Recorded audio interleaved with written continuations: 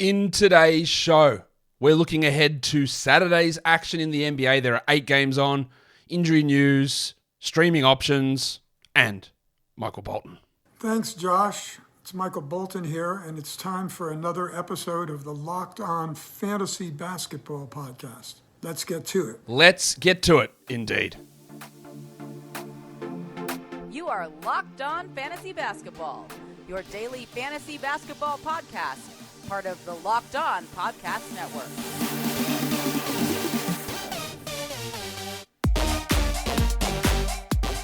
Hello and welcome to the Locked On Fantasy Basketball Podcast, brought to you by Basketball Monster. My name is Josh Lloyd and I am the lead fantasy analyst at basketballmonster.com, and you can find me on Twitter as always at redrock_Beeble and on Instagram at Locked On Fantasy Basketball. Today's episode is brought to you by PrizePicks. First-time users can receive 100% instant deposit match up to $100 with the promo code LOCKEDON. That's prizepicks.com, promo code LOCKEDON. Thank you for making Locked On Fantasy Basketball your first listen every day. We are free and available on all platforms. There are 8 games on Saturday. A lot of these are Friday, Saturday back-to-backs. So we're going to talk about the stuff that we know so far and just things that we're watching for. And some streaming options for that Saturday. Warnie? Let's get it on, Gilly. Kings and Magic. That is the first game up. Cool. Kings are 1.5 point favorites. There's no total announced yet, but De'Aaron Fox, there's some good news. It looks like he will be close to returning to action. He did practice a little bit. He's got a sleeve on his knee. He might miss one more game, but it does look like that this bone bruise is not going to be a Kendrick Nunn bone bruise or a Lonzo Ball bone bruise. It looks like it's going to be short term, which is great. So we want to watch to see whether he plays, how much he plays, and how that impacts everyone else again. Probably just going to be similar to what it was earlier on. And then Fanapants Kevin Huerter, who has been, let's be honest, like pretty ridiculously good all season. Definitely. Now, in the past, I've been accused of being, man, Josh just loves Kevin Huerter. He's always going to defend Huerter. He's never going to say to drop Huerter. He just loves him so much. Yet, somehow I seem to be behind the 8 ball on Huerter this season. Now, I am pretty confident. From street strike, pretty confident, 100% confident he won't remain a 52% three-point shooter, which he currently is this season, and that's going to drop so much of his value down. He's hitting 51% from the field and 4 threes a game. It's going to fall. I'm guaranteeing you that. But he's been great. He's a key part of what they're doing. I have no fear of him losing minutes and roll, and let's see if he can keep rolling for at least another game here. For the Magic, I want to watch Bol because it was a disappointing game from Bol last game. He still got 2 blocks, but only 18 minutes. Now, some of that is definitely matchup based. He was really struggling against the Warriors, as so many big men do. But the fear of that has always been when the guards do come back or things change, he is going to be the guy that loses, not Banchero, not Wagner, not Carter. So, against a Kings team who's not quite the same as the Warriors team, how does Bol's role look? Bol's role. He will continue to start, I'm guessing, with Suggs as the other starter there. And how does he look? And talking about Suggs, he was amazing against the Warriors. He's got to be added everywhere. I don't think he's going to be that good. He shot unbelievably. He got huge usage. The assists and steals, maybe that can be real because he can do those things. But that shooting percentage was really high. The free throws were really low, so there's going to be some balance in between there. But I'm really excited to see what Suggs can do now that he's got an unencumbered run at the starting point guard role. Cole Anthony will be out. Fultz will be out. Gaz Harris will be out. Terrence Ross is questionable, and De'Aaron Fox is officially questionable as well. The next game is a back-to-back. It is the Nets and the Hornets. They're both on a back-to-back. Ben Simmons is going to be out. He's going to miss both the Friday and Saturday game. Kyrie is going to be out. He's going to miss the 5 games. Now, Kyrie, since I last did a video, he has posted an apology on Instagram. That is not the entirety of what the Nets needed him to do in order to return. There are other things he needs to do, but it's obviously a massive positive first step. I didn't expect 2 hours after the suspension that Kyrie, who had refused to apologize before, was going to throw out an apology to that degree. It was obviously very encouraging to see him do that. Where it goes from here, I have no idea. It's often with Kyrie, it's easy to put something in writing, and then when he is asked questions by the media, he often can turn himself inside out and into circles and get back into trouble. So we'll see exactly what does go on there, but it is a great first step. So maybe the suspension is only 5 games.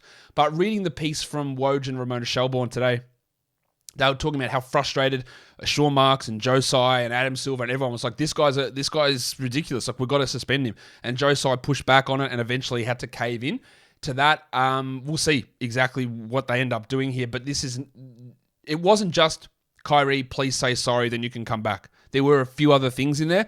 I have no idea what they're going to be or if he's going to fulfill those, but it is obviously a positive first step. In saying all that, Kyrie's out, Simmons is out, Tony Warren is out, LaMelo Ball is out on the Hornets side. I don't know about Seth Curry, who continues to be listed as out for injury management. This is not injury management. He played one game. He's now missed 3 in a row, and he might miss a 4th in a row. This is a setback.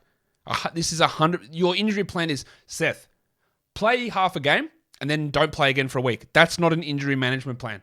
That is a setback. That is soreness. That is swelling. That is a setback.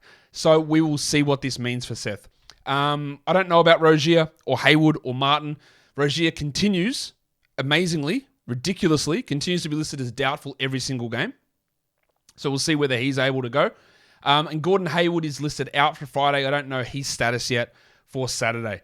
For the Nets side of things, with Simmons, Curry, and Kyrie out, I expect Patty Mills to start.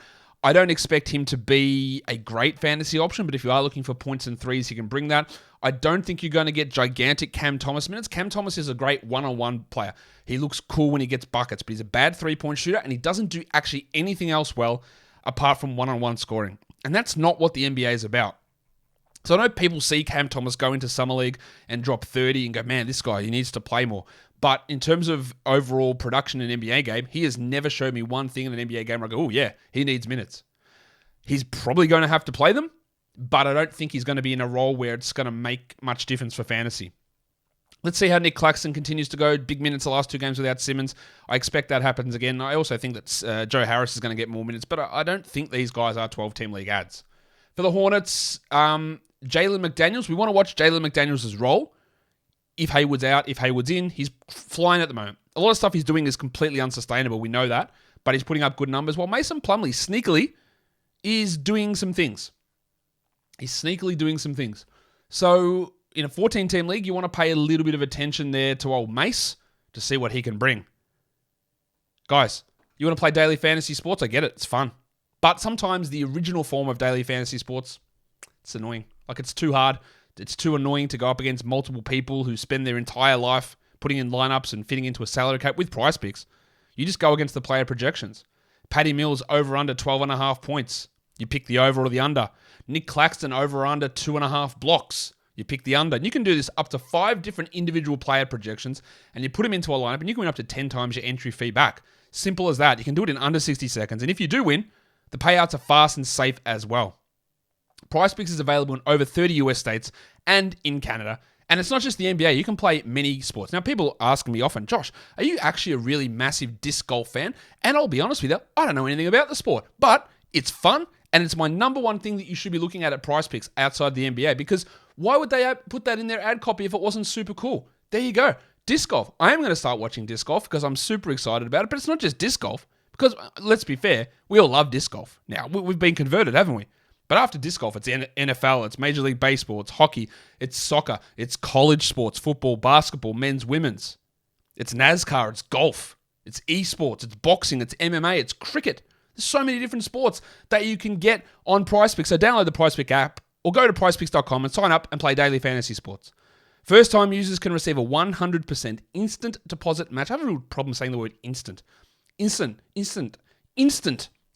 That's a better word. Instant deposit match up to $100 with the promo code locked on. If you deposit $100, PrizePicks will give you $100. If you deposit $50, PrizePicks will give you $50. Don't forget to use the promo code locked on at sign up for an instant deposit match up to $100. Cool. Pelicans Hawks is the next game. The Hawks are 2-point favorites. The total's 234. The Pelicans are on a back-to-back here. What we do want to see is the Larry Nance, Jonas Valanciunas minute split. Jonas Valanciunas. Because it has not gone in Jonas's favor. I don't know what's going to happen on Friday.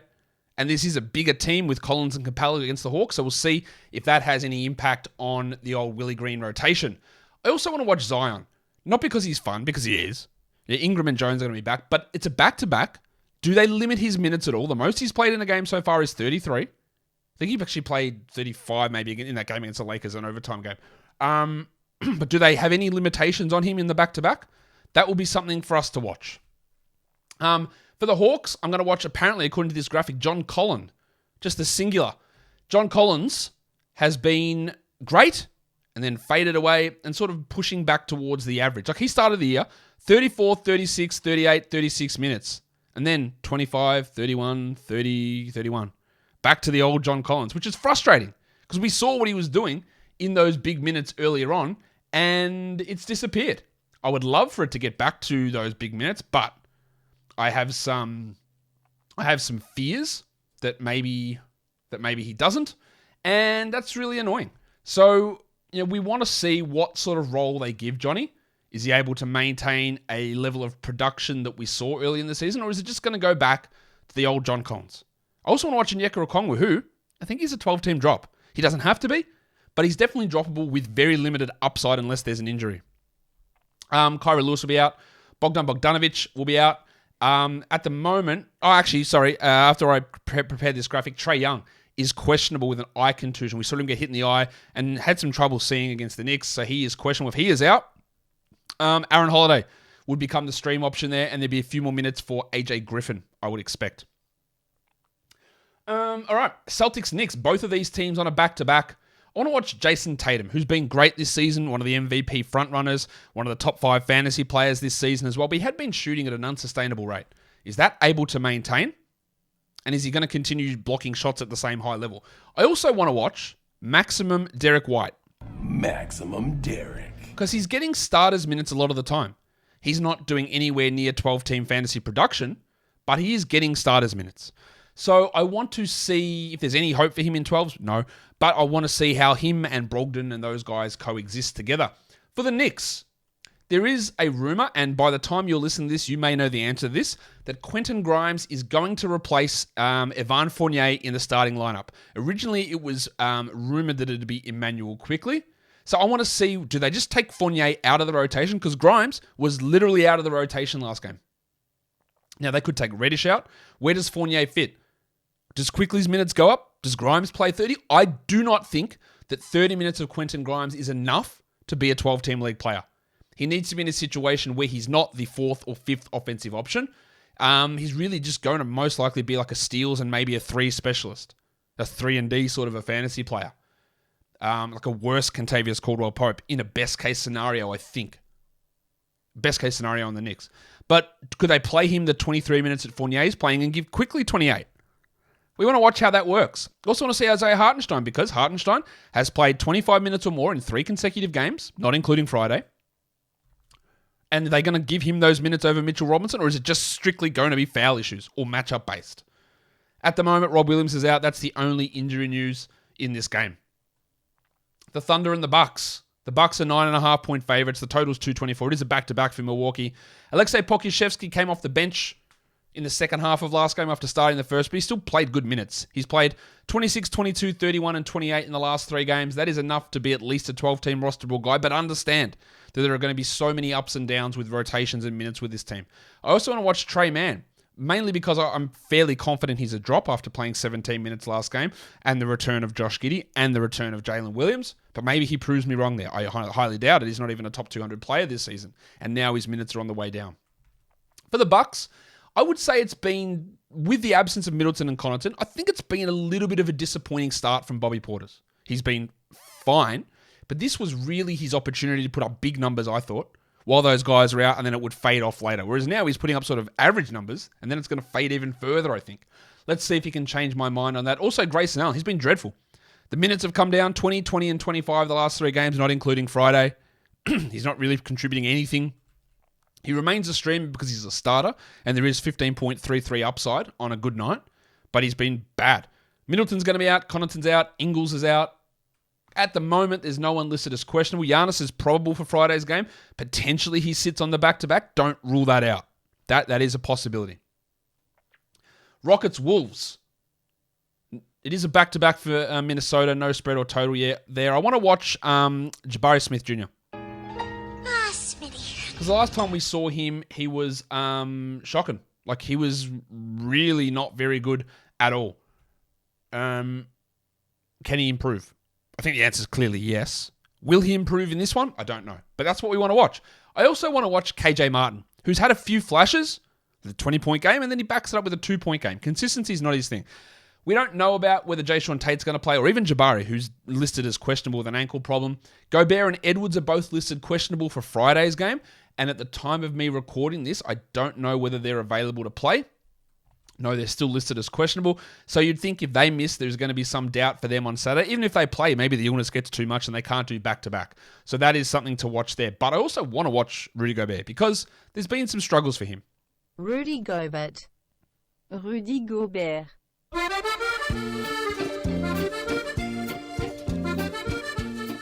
His efficiency, his field goal percentage has dropped a little bit this season. His block rate is down. He's not really fitting in as well as we would have hoped in Minnesota. And then D'Angelo Russell started out the season absolutely on fire and is doing nothing. He's really fallen off. They don't really have another option. Jordan McLaughlin and Jalen Noel, you're not going to give that. You're not going to give them the replacement point guard job. But can Russell regain some of that early form? Or is he going to continue to take too many shots and miss too many of them? I'm a little bit worried about where it's headed with him at the moment, to be honest. The Spurs and the Nuggets. Nuggets are 9.5-point favorites. The total is 236. This is a back-to-back for San Antonio. So watch for Popovich shenanigans. All of their players are back. Trey Jones, Keldon, Devin Vassell, Jeremy Sohan, Zach Collins is playing. But Roby and Langford remain out. But that's for Friday. Will that remain the case for Saturday? I want to watch Zach Collins because he's played 23 and 24 minutes the last 2 games. That was without Sohan. So we'll see if, because Jeremy is playing, where does he fit? Zohan now! Or is he going to strictly go back to being a Pirtle backup, which I think is more likely. And I also want to watch Devin Vassell. We haven't seen him since the 24th of October. He's missed 4 straight games. He's going to play Friday, and we hope he's going to play Saturday. And we hope that he just goes back to doing what he was doing before. For the Nuggets, Maga Porter Jr. struggled a little bit in the last game. He only had 11 points. He only played 29 minutes, and he's been under 30 in 5 of his last 6 games. Is that rehab related, or is that just how they're viewing him? Like, that is not ideal, is it? He was getting drafted in the 50s, which was too high for me. But I think you'd hope there's a little bit more minutes upside there. And then, speaking of minutes upside, the Shark, Bruce Brown. Baby shark, Brown has played 33, 30, 28, and 32 minutes the last 4 games. Now, one of those, it was an absence of Maga Porter. One of those, it was an absence of KCP. One of those, it was an absence of Bones Highland. 2 of those were an absence of Bones Highland. But basically, if one player is out, Brown steps up to 30 minutes. I think that's the takeaway we have from this. Bones is questionable. Romeo Langford is questionable as well. So Ish Smith is also questionable, while Zeke Naji has been ruled out for the Nuggets. The last game is the Blazers-Suns. Yes, and you're not losing your mind. The Blazers and Suns, they play each other on Friday, and they also play each other on Saturday. Phoenix is listed as 12.5-point favorites in this game. That probably seems too much, although the Blazers could be without some really important players. Damian Lillard is out Friday, as is Red Simons. Dog him, Red! Now, I don't know if Lillard or Simons will return for the game on Saturday, but if they are out, Shaedon Sharpe and Keon Johnson is going to be your starting backcourt. And while with 12 games on Friday, that's not that appealing, with only 8 on Saturday, yeah, I would stream Shaedon and I would definitely consider Keon. We'll get an idea of how they look on Friday's game as the presumed starting backcourt. Also, Justice Winslow is going to get a bump. But this could carry over to Saturday, and then there is real value in that. For the Suns, Cam Payne is out on Friday. We'll see whether he plays on Saturday. I want to watch Cam Johnson, who obviously the last time I saw him before Friday was awesome. Can he continue that with DeAndre Ayton back? That's going to be, it's a marginal question. I don't think it's that big of an impact, but it's something we need to watch. And then Mikal Bridges, who's been just unbelievable with efficiency again. He's the most efficient wing player I've almost ever seen. He doesn't take many shots, but he never misses them. He's playing really, really well at the moment. There's going to be some drops in usage, obviously, but he's playing at a really high level. I think his value also was helped a little bit by Ayton's absence. Looking at streaming options, there is no Saturday, Sunday back-to-back. Looking at streaming options for Saturday, we've got Sohan, Nance, these are category leagues, Grayson Allen, Emmanuel Quickly, Eric Gordon, Derek White, Joe Harris, Kyle Anderson. You can throw Quentin Grimes in there. Deeper leagues, you've got Allen, Joe Harris, Kyle Anderson, KK, Yuta Watanabe in Brooklyn, Malik Monk, Javon Carter, and Jordan McLaughlin. And then for points leagues, we're looking at Sohan, Pokuševski, Bruce Brown, Emmanuel Quickly, Mason Plumlee, the Bronco, Jalen Williams, Broncos country, let's ride. Yuta Watanabe, and Josh Richardson. If you guys want to support this sexy mustache, or if you just want a mustache ride, you can donate to Movember as I raise funds for men's mental health, suicide prevention, not men's suicide, we're not encouraging that, testicular cancer research and prostate cancer research. There's a link in the video below. There's a link in the show notes of the podcast. You can just go to movember.org.au and search up Josh Lloyd and you'll find it as well. I had a goal of $500. That was smashed in 3 days. So we've set the goal up to $2,000 now. I hope we can get there and just keep pushing. So I appreciate everyone donating it as I become more sexy and more suave every day with this mustache. Follow me on follow this podcast on Apple Podcasts, Google Podcasts, Stitcher, Spotify, and on Odyssey. And if you're on YouTube, you thumb it up. You leave your comments, you subscribe, you ring the bell. Guys, we are done here. Thank you so much for listening, everyone. See ya.